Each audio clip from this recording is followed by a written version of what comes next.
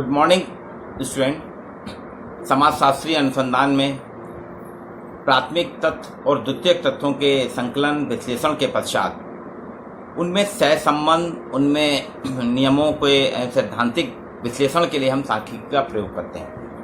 पिछली कक्षा में हमने सांख्यिकी का अर्थ, सांख्यिकी क्या है, सांख्यिकी किसे कहते हैं, सांख्यिकी का इतिहास, सांख्यिकी के लाभ, सांख्यिकी की हानियाँ, इस पर चर्चा की थी। आज हम बात करेंगे केंद्रीय प्रवृत्ति की माप, मेजरमेंट ऑफ सेंट्रल टेंडेंसी, सांख्यिकी का एक प्रमुख हिस्सा है। इसके अंतर्गत माध्य, मध्यिका और बहुलक, इन तीन चीज़ों पर चर्चा करेंगे। ये सांख्यिकी के प्रकार होते हैं, माध्य, मध्यिका और बहुलक। ये श्रेणियां हैं सांख्यिकी की, अलग अलग श्रेणियां हैं। सांख्यिकी में दो प्रकार की श्रेणियां होती है, एक सरल श्रेणी होती है, एक आवृत्ति श्रेणी। सरल 10, 20, 30, 40 के क्रम में, और जब 20-30, 30-40, 40-50 ये वर्गांतरण में जब होता है तो इसको हम कहते हैं आवृत्ति श्रेणियाँ। इससे आवृत्तियाँ बनती हैं। फिर इसमें खंडित श्रेणी होती हैं, अविच्छिन्न श्रेणी होती हैं, असमान आवृत्ति की श्रेणियाँ होती हैं, है ना। समान वर्ग अंतराल होता है। असमान वर्ग, जैसे मैंने कहा 20 से 30 10 का अंतर है, 30 से 40 10 का अंतर है, ये क्रम में है तो इसको समान वर्ग अंतराल कहेंगे। लेकिन अगर 20, 25, 26, 28, 29, 32 ये असमान वर्ग अंतराल कहलाता है। तो सांख्यिकी के अंतर्गत क्या होता है कि जो हम अध्ययन करते हैं, सांख्यिकी मतलब एक तरीके से औसत निकाल के उसका अध्ययन करना, ये कहलाता है सांख्यिकी। जैसे आपके सामने किसी क्लास के बच्चे हैं, विद्यार्थियों की संचयी आवृत्ति निकालना है। 0 से 10, 10 से 20, 20 से 30, 30 से 40, 40 से 50 ये प्राप्तांक मिले हैं बच्चों को। किसी BA फाइनल की क्लास में प्राप्तांक मिले समाजशास्त्र में, किसी को 0 से 10 के बीच में मिले, किसी को 10 से 20, किसी को 20 से 30 ऐसे। और विद्यार्थी की संख्या है 2, 7, 17, 9 और 15, यानी 0 से 10 नंबर पाने वाले 2 हैं, 10 से 20 पाने वाले 7 हैं, 20 से 30 नंबर पाने वाले 17, 30 से 40 वाले 9 और 40 से 50 अंक पाने वाले 15। तो टोटल विद्यार्थियों की आवृत्ति है 50 विद्यार्थियों को अलग अलग अंतराल में नंबर प्राप्त हुए हैं। अब इसकी संचयी आवृत्ति निकाल के फिर हम उसके समानांतर माध्य निकालते हैं। तो संचयी आवृत्ति क्या होता है कि पहली और दूसरे को जोड़ दिया विद्यार्थियों की आवृत्ति में।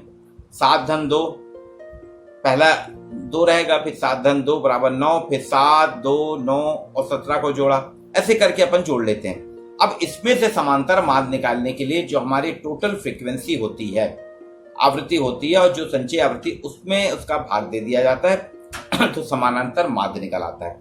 समानांतर माध्य एलहंस का कहना है किसी भी समंक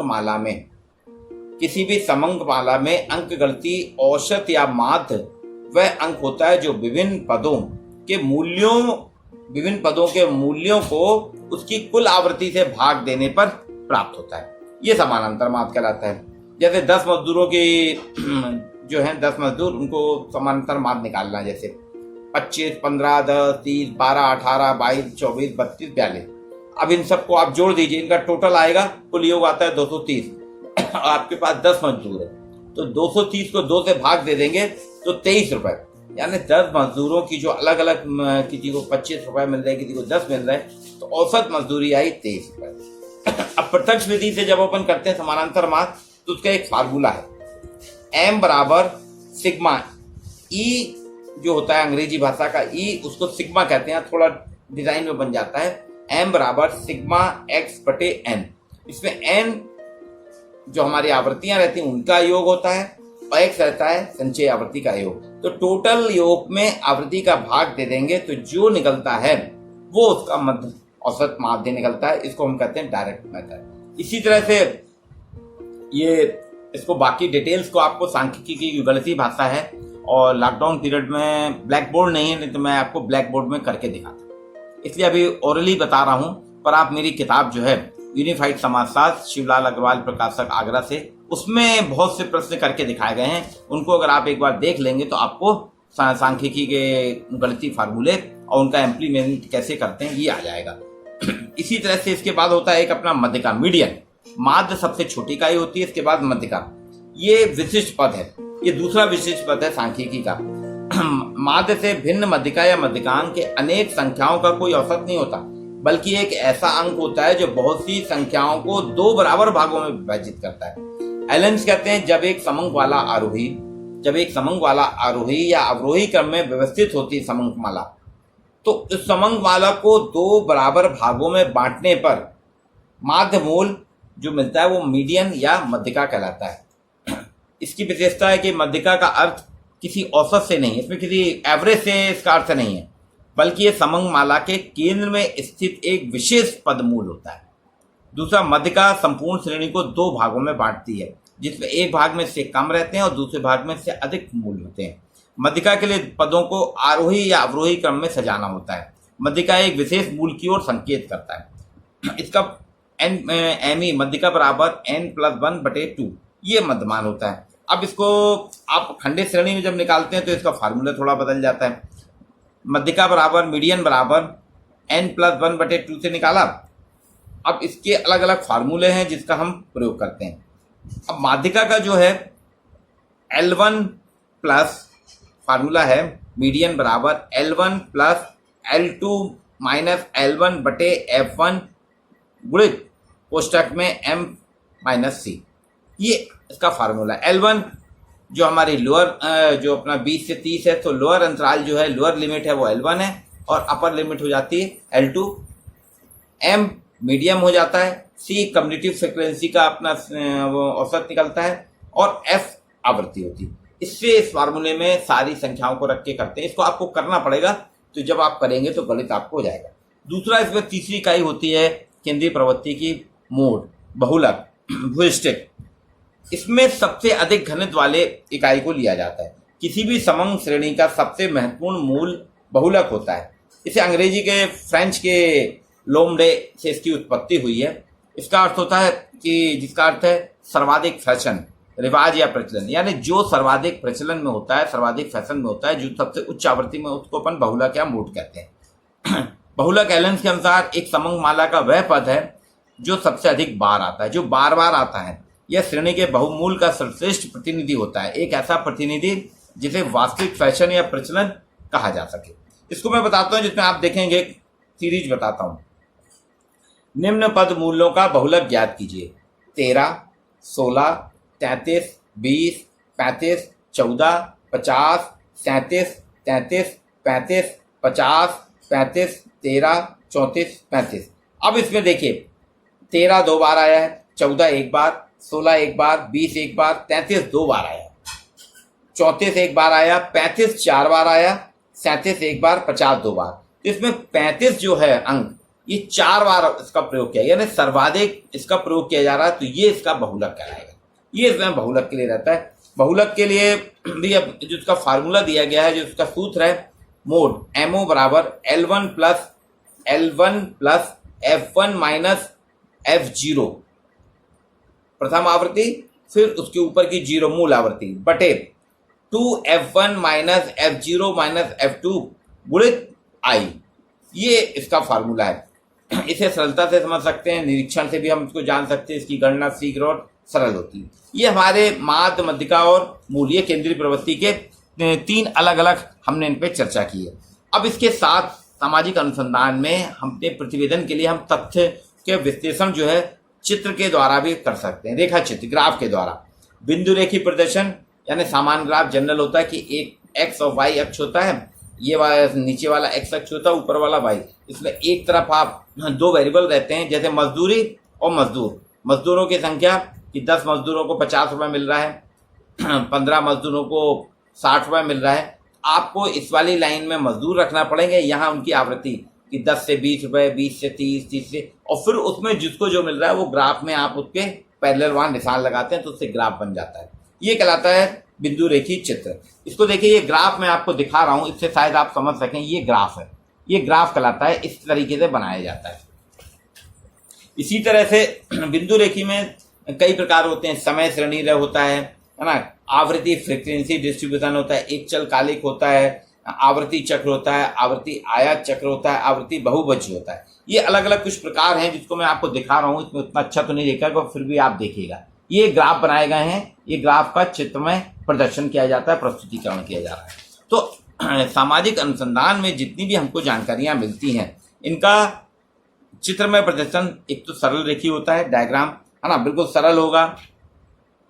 इसके कई प्रकार हैं, जैसे लाइन डायग्राम रेखा चित्र, सरल दंड चित्र, सिंपल बार डायग्राम, बहुदंड चित्र, मल्टीपल बार डायग्राम, अंतर्विभक्त सब डिवाइडेड बार डायग्राम, द्विमुखी दंड चित्र, स्लाइडिंग बार डायग्राम, पिरामिड चित्र, पिरामिड डायग्राम, द्विविमा आयत चित्र, वर्ग चित्र, वृत्त चित्र, घन चित्र, बेलन चित्र, ग्लोब चित्र, तस्वीर या चित्रलेख, ये कुछ अलग अलग प्रकार से इसके दिए गए हैं। ये इसको मैं आपको दिखाता हूँ, किताब में आप देखेंगे समझ जाएंगे। ये कुछ अलग अलग प्रकार के हैं, ये ग्राफ बनाए गए हैं। ये जो ग्राफ होते हैं इससे हम किसी भी चीज का प्रदर्शन कर देते हैं। सांख्यिकी के जो तथ्य होते हैं वो देखने में हमको प्रोजेक्शन में साफ हो जाता है कि कौन से चीज क्या है। कुछ ग्राफ का मैं आपको दिखाता हूँ। ये आयात है, ये आपके सर्किल है, इसमें अलग अलग राज्यों की जनसंख्या बताई गई है। उत्तर प्रदेश की सबसे अधिक जनसंख्या है इसलिए उसका वृत्त बड़ा बन रहा है, ये कहलाते हैं आपके। अब इसके बाद एक और चीज आता है अपना सबसे ज्यादा आजकल जिसका सांख्यिकी के साथ साथ प्रयोग किया जा रहा है, वो कंप्यूटर का प्रयोग। कंप्यूटर यानी संगणक, हिंदी में इसको संगणक कहते हैं। आज 21वीं सदी जो है कंप्यूटर की सदी है, संगणक का युग है। बिना कंप्यूटर के हम कुछ नहीं करते, इसलिए आज कहा जाता है कि कंप्यूटर क्रांति कहा जा रहा है। आपको याद होगा पहले, आज से कुछ साल पहले तक जिसको अक्षर ज्ञान आता था, जो थोड़ा बहुत लिखना पढ़ना जोड़ घटाना सीख लेता था, तो भारत सरकार का शिक्षा विभाग, मानव संसाधन विभाग कहता था ये शिक्षित है। और जो बिल्कुल भी लिखना पढ़ना जोड़ घटाना बोलना मतलब नहीं आता था, जिसको पढ़ना लिखना या जोड़ घटाना अंक अक्षर नहीं लिखने आते थे, अपना नाम नहीं लिख पाता था, उसको कहा जाता था कि ये अशिक्षित है। तो शिक्षित अशिक्षित की ये कैटेगरी थी।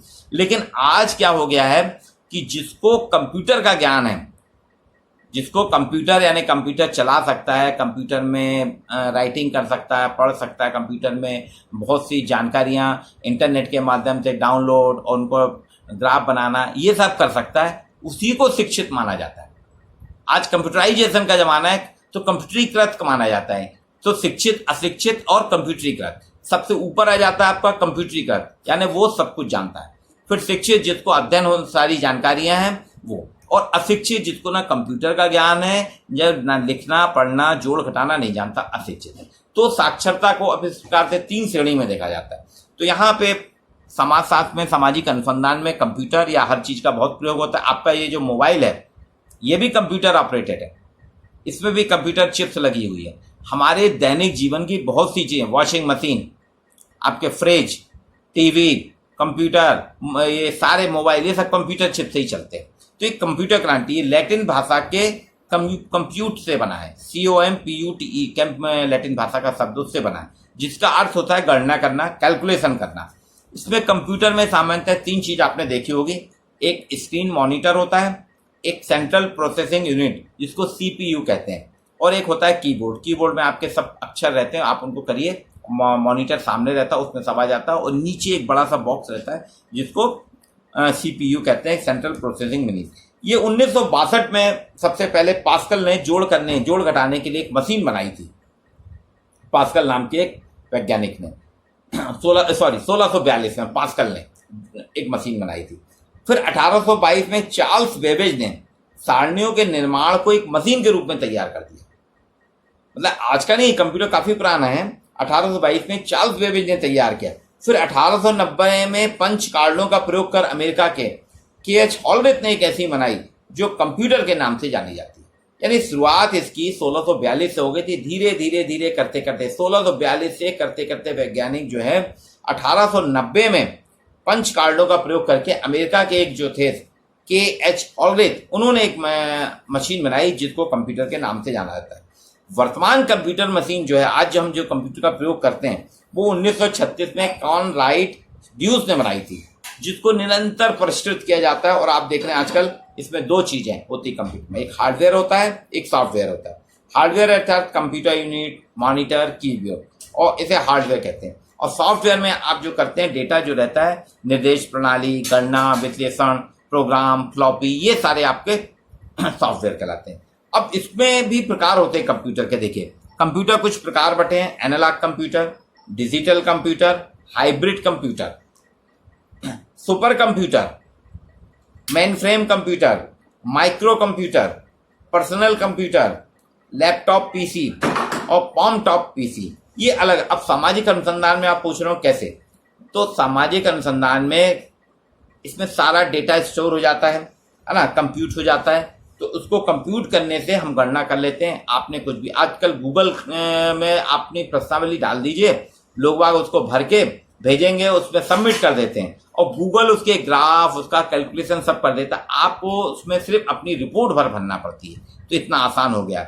ये आंकड़ों का सरलीकरण कर देता है, विभिन्न चरों में दो वेरिएबल्स के बीच में सहसंबंध में स्थापना कर देता है, शोध कार्य की प्रस्तुति कर देता है, तथ्यों का आपका रेखा चित्रण, जो आपको डायग्राम बनाना पड़ेगा, ग्राफ, वो बिल्कुल आपके कंप्यूटर में 2 मिनट में हो जाता है। तो सामाजिक अनुसंधान के अलग अलग सांख्यिकी पैकेज हैं, जैसे statistical package for the social sciences, इसको CSPSS कहते हैं, SPSS के नाम से जाना जाता है। ये पैकेज आप अपने मोबाइल में भी डाल लीजिए, अपने कंप्यूटर में डाल लीजिए, और जो भी रिसर्च करेंगे, जो भी शोध कार्य करेंगे, उसको उसमें डालते जाएं आंकड़ा। SPS जो है सॉफ्टवेयर आपका सारा डिटेल बना के दे देगा कि क्या सहसंबंध है, जैसे कोविड-19 का प्रभाव क्या पड़ रहा है समाज पे, परिवार पे, क्या है ना, पारिवारिक संबंधों पे, क्या व्यापार पे, ये सारी चीजें वो सहसंबंध जो है, एसोसिएशन, बहुविध प्रतिबंध, मल्टीपल रिग्रेशन, इन सभी को वो करके दे देता है। तो SPS जो है पैकेज, ये एक बहुत ही बढ़िया पैकेज है और कंप्यूटर के द्वारा किया जा रहा है। तो विद्यार्थियों, आपके सामाजिक अनुसंधान में जितना भी हम प्रतिवेदन करते हैं बनाने के लिए, उसमें सांख्यिकी का भी प्रयोग होगा, रेखा चित्रों का प्रयोग होगा, और उसके कंप्यूटर में डालने से आपके रेखा चित्र और सांख्यिकी दोनों एक साथ हो जाते हैं। आज की क्लास के लिए इतना ही। अगली क्लास में हम फिर आपसे मिलेंगे। आज इतना ही। धन्यवाद।